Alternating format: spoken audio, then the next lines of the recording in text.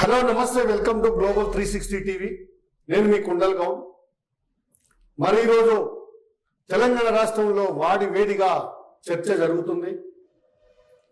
అదేంటంటే మరి త్వరలోనే స్థానిక సంస్థల ఎన్నికలు జరుగుతాయనేటువంటి వార్తలు తెలంగాణలో మారుమోగుతున్నాయి. మరి దీనికి అధికార పార్టీ యంత్రాంగం కూడా ఎమ్మెల్యేలు, మంత్రులు మొత్తంగా తెలంగాణ రాష్ట్రంలో వారి వారి నియోజకవర్గాల్లో మరి గెలుపు దిశగా పనిచేయడానికి, తెలంగాణ రాష్ట్రంలో కాంగ్రెస్ అభివృద్ధి పదంలో నడుస్తుంది అని చెప్పడానికి, రేపు జరగబోయే స్థానిక ఎలక్షన్లో మళ్ళీ కాంగ్రెస్ ను గెలిపించుకునే ప్రయత్నంలో అధికార పార్టీ ఆదేశానుసారంతో ఎవరి నియోజకవర్గాల్లో ఆ ఎమ్మెల్యేలు తిరుగుతూ, ఆ నాయకులు రెవెన్యూ సదస్సులు పెడుతూ రకరకాల కార్యక్రమాలతోటి ప్రజల వద్దకు వెళ్ళి గ్రామాలను సందర్శించడం,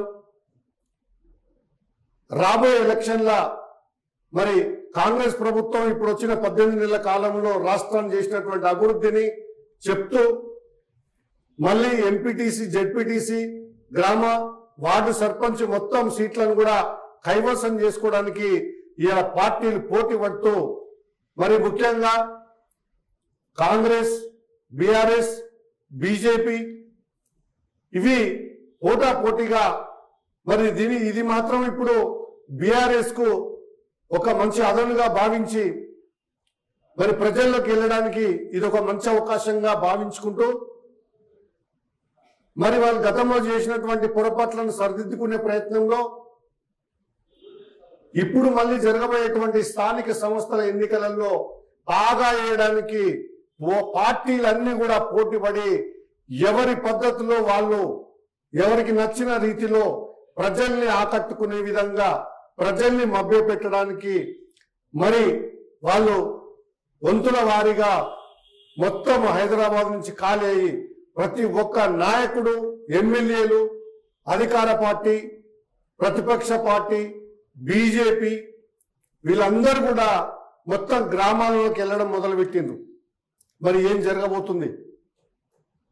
మరి జూన్ నెలలో, జూలైలోనే ఈ యొక్క స్థానిక ఎన్నికలు ఉంటాయనేటువంటి అంశాన్ని మరి మంత్రులు, ఇటు సీతక్క కానీ, అటు మన పొంగులేటి శ్రీనివాసరెడ్డి కానీ, కొంతమంది మంత్రులు మరి త్వరలో రానున్నాయనేటువంటి వార్తల్ని చెప్పడం, ఇది మరి తెలిసి వెంటనే ఎవరికి వాళ్ళుగా యుద్ధానికి సిద్ధమైనట్లు, మరి తక్కువ టైం ఉంటుంది కాబట్టి వారి వారి ప్రాంతాలకు వెళ్ళి వాళ్లకు నచ్చిన విధంగా ఏదో ఒక కార్యక్రమాన్ని కల్పించుకొని ప్రజల్లోకి వెళ్ళే విధంగా మరి అన్ని పార్టీలు కూడా పక్కా ప్లాన్ తోటి ఇప్పుడు ఉన్నట్టు తెలుస్తుంది. కానీ ఇది కాదు ఒక రోకు. మరి బీసీలు మాత్రం నిన్ననే సోమాజిగూడ ప్రెస్ క్లబ్ లో ఒక రౌండ్ టేబుల్ సమావేశం పెట్టడం జరిగింది. స్థానిక సంస్థలకు వెళ్లే ముందు గతంలో ఇచ్చినటువంటి వాగ్దానం ఏదైతే ఉందో, మరి 42% రిజర్వేషన్ అమలు జరిపిన తర్వాత మాత్రమే ఎన్నికలకు వెళ్ళాలనేటువంటి నినాదము, ఆ యొక్క మాటలతోటే, ఆ వాగ్దానంతోటే మరి కాంగ్రెస్ అధికారంలోకి వచ్చింది. మరి ఇప్పుడు అది విస్మరించి, అది మరి ప్రకటించకుండానే, దాని లెక్క తేలకుండానే మరి స్థానిక ఎన్నికలకు పోవడానికి సిద్ధమవుతున్నామని కొంతమంది మంత్రులు చెప్పడము, దానికి అధిష్టానం నుంచి మరి తెలంగాణ రాష్ట్ర కాంగ్రెస్ అధిష్టానం కూడా దాని మీద మరి ఏ విధంగా తర్జన భర్జన చేస్తున్నారు, ఇది సొంతంగానా, వ్యక్తిగత నిర్ణయాల, మంత్రులు ఎవరికి వాళ్ళేనా, లేకుంటే ఇది ఒక రాష్ట్ర కమిటీ నిర్ణయం ప్రకారము మరి అక్కడ ఆ ఒక రాష్ట్ర అధ్యక్షుడు ఇచ్చిన ఆదేశానుసారము ఈ యొక్క మంత్రులు ఈ స్థానిక ఎన్నికల గురించి మాట్లాడుతున్నారా అనేది ప్రజలకు అంతుపట్టినటువంటి సమస్య. మరి ఇంత అత్యుత్సాహం ఎందుకు చేస్తున్నారు? ఒకరిని పట్టకుంటూ ఒకరు, అంటే ఎవరికి నచ్చినట్టు వాళ్ళే వెళ్ళిపోతున్నారు. ఇది కాదు, రేపు ఎన్నికలు జరగనియరు, అడ్డుకుంటారు. ఎందుకంటే కాంగ్రెస్ ప్రభుత్వం ఏ వాగ్దానంతో అధికారంలోకి వచ్చింది? మరి తెలంగాణలో అధిక శాతం ఉన్నటువంటి బీసీ ఓటు బ్యాంకును కైవసం చేసుకొని మాయమాటలు చెప్పి మీకు రాబోయే రోజులలో కులగణన చేస్తాం, మరి బీసీలకు రావాల్సినటువంటి వాటాను తేల్చి చెప్పేస్తాం, మీ రిజర్వేషన్లు మీకు వస్తాయి అని చెప్పి మరి ఈ రోజేమో మరి ఎన్నికలకు అడావుడి చేసుకుంటా మరి దాటేసే ప్రయత్నంగా మరి ఒకరికొకరు పట్టకుండా మంత్రులు స్థానిక ఎన్నికల గురించి అడావుడి చేసుకుంటా మరి గ్రామాలలోకి వెళ్ళి నియోజకవర్గాలకు వెళ్ళి మరి మీటింగులు పెడుతూ ఒక సదస్సులు పెడుతూ వాళ్ళ పద్ధతులలో మరి ప్రజలకు చేరువయ్యే విధంగా ముందే ఫ్రీ ప్లాన్ తోటి వెళ్తున్నట్టు ఇక్కడ ప్రజలు గమనిస్తున్నారు. కానీ ఏదేమైనా బీసీలు మాత్రం దీన్ని అడ్డుకుంటారు. ఇలా అధికార పార్టీలో ఉన్నటువంటి బీసీ లీడర్లు కావచ్చు, పొన్నం ప్రభాకర్ అన్న కావచ్చు, ఇంకెవరైనా కావచ్చు, అధికార పార్టీలో ఉన్నప్పుడు మనం మొన్న ఇచ్చినటువంటి వాగ్దానం ఏంది ప్రజలకు? ఏ వాగ్దానం తోటి మనం ప్రజలకి వెళ్ళి ఓట్లు వేయించుకొని ఈరోజు గెలిచి మంత్రులుగా ఎమ్మెల్యేలుగా ఇక్కడ మరి చలమనవుతున్నాం.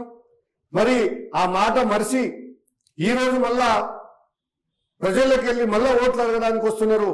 మరి ఏ విధంగా పోతున్నారు మీరు అనేది కాంగ్రెస్ ప్రభుత్వం ఒకసారి దీన్ని మరి ఆత్మవిమర్శనం చేసుకోవాలి. లేదంటే తీవ్ర పరిణామాలు ఉంటాయి. రాష్ట్రంలో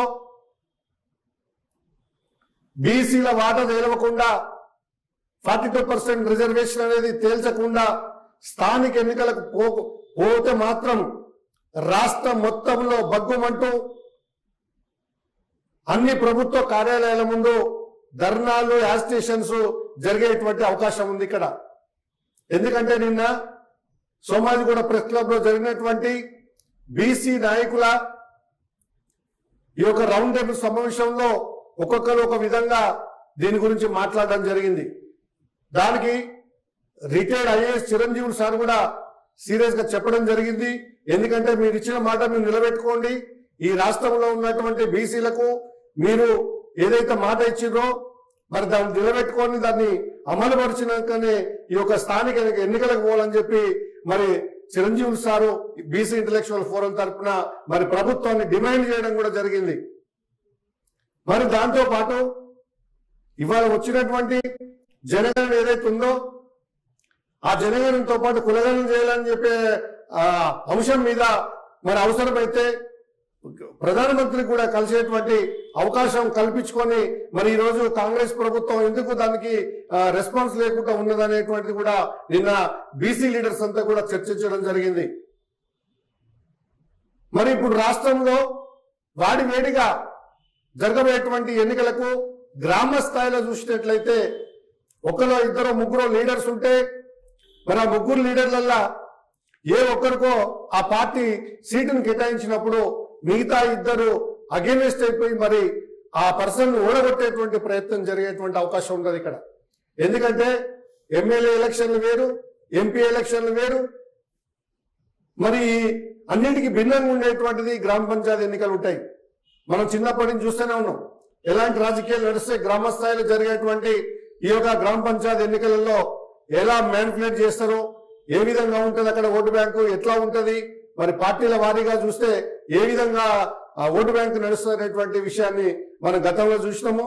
కానీ ఇప్పటికిప్పుడు మరి నిన్న పొంగులేటి శ్రీనివాసరెడ్డి ప్రకటించగానే వెంటనే అందరూ కూడా తట్టబుట్ట చదువుకొని ఎవరి నియోజకవర్గంలో వాళ్ళకి వెళ్ళి వాళ్ళ క్యాడర్ను మీటింగ్లు పెట్టుకుంటూ వాళ్ళకు బలంగా ఉన్నటువంటి ప్రాంతాల్లో మరి రేపు జరగబోయే ఎన్నికల్లో ఎవరు అభ్యర్థులు ఏంది అనేటువంటిది ఈ యొక్క మెకానిజం మొత్తం కూడా చేసేటువంటి అంశాలు కనిపిస్తున్నాయి రాష్ట్రంలో. మరి ఇంత అడావుడి దేనికని ఇక్కడ బీసీలు ప్రశ్నిస్తున్నారు. రాష్ట్రంలో మీరు చెప్పేది చేయకుండా, చేసేది చెప్పకుండా ప్రజల్ని మోసం చేసే విధంగా ఇంకెన్ని రోజులు చేస్తారు ఇలాంటి పాలనలు? మరి ఈ రోజు ప్రతిపక్ష పార్టీ కూడా మరి కూడా మాట్లాడుతుంది బీసీల గురించి. ఈ రోజు మరి ఎందుకు ఆ నోటిఫికేషన్ ఎన్నికలు జరగకుండా అడ్డుకునే ప్రయత్నం చేయాలి కదా. మరి అది చేయకుండా ఇవాళ ఎన్నికల కోసమే అందరూ కూడా, ఎందుకంటే ఈ యొక్క అవకాశంతో ప్రజలకి వెళ్ళేటువంటి మంచి అవకాశం ఉంది కాబట్టి ఇప్పుడు పార్టీని బలోపేతం చేసుకుంటానికో, ఓటు బ్యాంకు సంపాదించుకుంటానికో, లేకుంటే ఈ రోజు అధికారం ఉన్నటువంటి కాంగ్రెస్ పార్టీ వాళ్ళు ఇచ్చినటువంటి హామీలను విస్మరించిందని అగైనెస్ట్ గా ప్రచారం చేయడానికో, లేకుంటే కాంగ్రెస్ పార్టీ ఈరోజు 18 నెలల కాలంలో వాళ్ళు ఏం చేసిందో చెప్పడానికి ప్రజల్ని మళ్ళీ మభ్యపెట్టే విధంగా మళ్ళీ ఎలక్షన్లలో అధిక స్థానాలలో కాంగ్రెస్ పార్టీని గెలిపించుకునే ప్రయత్నంలో అక్కడ సంబంధించినటువంటి స్థానిక లీడర్లు చేసేటువంటి ఈ యొక్క తతంగం అంతా ఇప్పుడు రాష్ట్రంలో ఇదొక చర్చనీయాంశంగా మారింది. బాగా గమనించండి, మోసపోకండి. ఇదివరకు మోసపోయిండు. తెలంగాణ వచ్చినప్పుడు కేసీఆర్ ముఖ్యమంత్రిని చేసే ముందు ఆలోచించకుండా చేసి 10 సంవత్సరాలు మోసపోయినటువంటి ప్రజలు మళ్ళీ 10 సంవత్సరాలు తేరుకొని మరి ఆ ప్రభుత్వానికి స్వస్తి చెప్పుతూ కాంగ్రెస్ తెచ్చుకొని ఇలా రాష్ట్రంలో అధికారంలో పెట్టుకునేటువంటి సందర్భం ఉంది.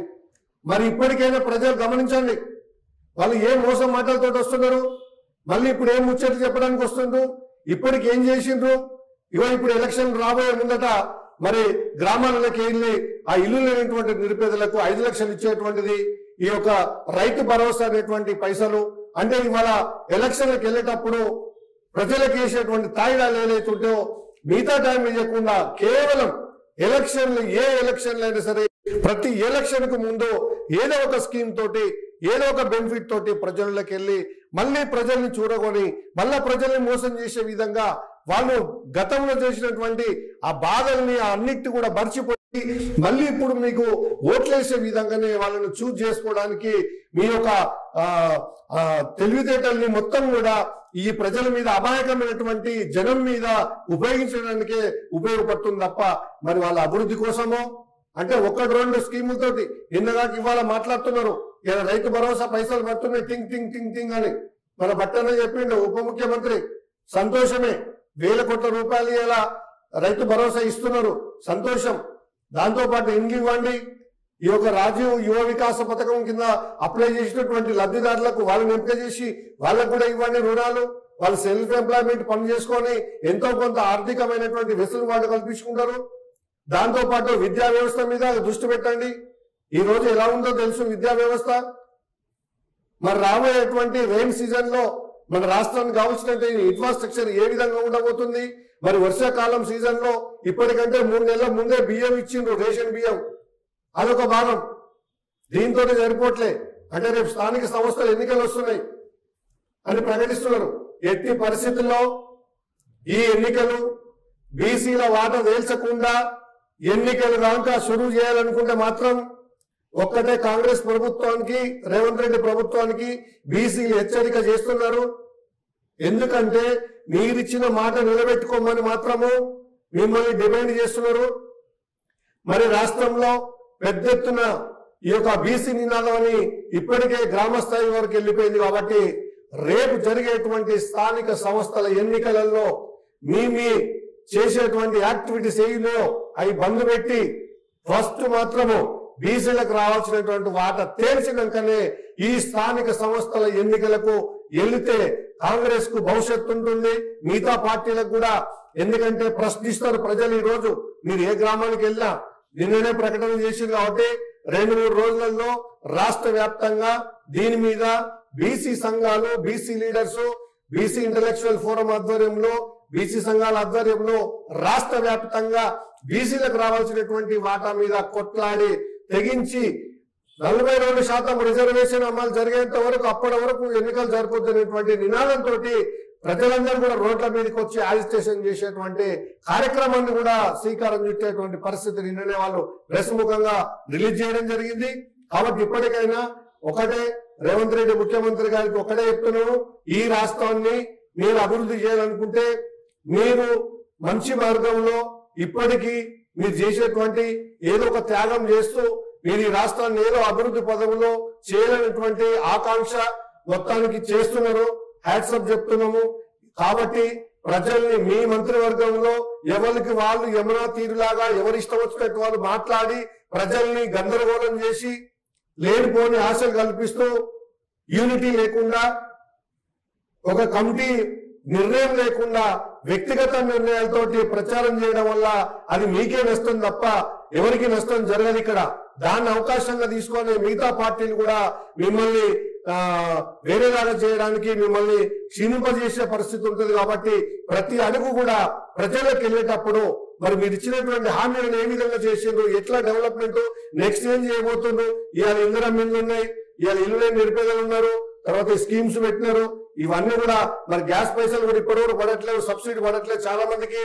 ఇలాంటి మీరు ఇచ్చినటువంటి 6 పథకాలు ఏవైతున్నాయో ఎన్ని అమలైనాయి సంపూర్ణంగా, మరి ఇంకెంత కాలానికి అవుతాయి? ఈ అన్ని అంశాలతోటి పార్టీ ఒక స్టాటస్ తోటి ప్రజలకు పోవాలి తప్ప ఎవరిష్టం వచ్చినట్టు వాళ్ళు ఇష్టం వచ్చినట్టు పోతే మళ్ళీ ఫెయిల్ అయ్యేది కాంగ్రెస్ ప్రభుత్వమే. కాబట్టి ఇప్పటికైనా మీరు ప్రజల్ని మోసం చేయకుండా ఉండాలంటే ఒక ప్రణాళికతోటి ఒక సిస్టమ్ ప్రకారము వాళ్ళకి ఏదైతే చెప్తారో, ఎన్నికల వాగ్దానాలు చేస్తారో అది అమలు జరిగేటువంటి వాగ్దానాలు మాత్రమే తీసుకొని ప్రజలకు వెళ్ళినట్లయితే మరి ప్రజలు కూడా నమ్మేటువంటి పరిస్థితి ఉంటుంది. ఇప్పటికే చేసినటువంటిది ప్రజలు ఇంకా మర్చిపోకముందే, వాళ్ళ మీ మీద కోపం రాకముందే ప్రజల్ని మరి మళ్ళోసారి ఎలక్షన్ల పేరుతోటి మళ్ళీ గురుడు కొట్టించేటువంటి ప్రయత్నం చేస్తే మాత్రము ఇక్కడ ప్రజలు నమ్మే పరిస్థితులు లేరు. అంతకు మించి బీసీ సమాజం ఖచ్చితంగా 42% రిజర్వేషన్ అమలు జరిగిన తర్వాతనే తెలంగాణ రాష్ట్రంలో ఎన్నికలు జరగాలని చెప్పి బీసీ సమాజం కోరుకుంటుంది. కాబట్టి ఒకటే రేవంత్ రెడ్డి ముఖ్యమంత్రి గారికి ఒకటే రిక్వెస్ట్, ఈ రాష్ట్రాన్ని సస్యశ్యామలం చేయాలన్నా, ప్రశాంతంగా ఉంచాలన్నా, లా అండ్ ఆర్డర్ మంచిగా ఉండాలన్నా, అందరి ఆరోగ్యాలు మంచిగా ఉండాలన్నా, ఈ రాష్ట్రం అభివృద్ధి పదంలో పోవాలంటే మీకున్నటువంటి చరిష్మా బాగుంది. మీరు ఇప్పటికైనా ఎవరో ఇష్టం వచ్చినట్టు మాట్లాడేటువంటి పద్ధతులను మాన్పించేసి ఒక నిర్ణయంతో ప్రజలకి ఒక గట్టి నినాదంతో పోయేటువంటి పద్ధతిలో పోతే తప్ప కాంగ్రెస్ కు భవిష్యత్తు ఉంటుంది. దీన్ని దృష్టిలో పెట్టుకునే రేపు స్థానిక సంస్థల ఎన్నికలకు 42% రిజర్వేషన్ అమలైన తర్వాతనే ఎన్నికల షెడ్యూల్ రిలీజ్ చేయాలని ఈ రోజు ప్రజలందరూ కోరుకుంటున్నారు. మరి దీనికి సంబంధించినటువంటి అంశాలు ఏమున్నా కూడా ఉట్టిగా మాట్లాడి ప్రజల్ని గద్దరగోళంలో పెట్టి ఆగమాగం మర్చేటువంటి యాక్టివిస్ట్ చేయొద్దని ప్రజలు కోరుకుంటున్నారు.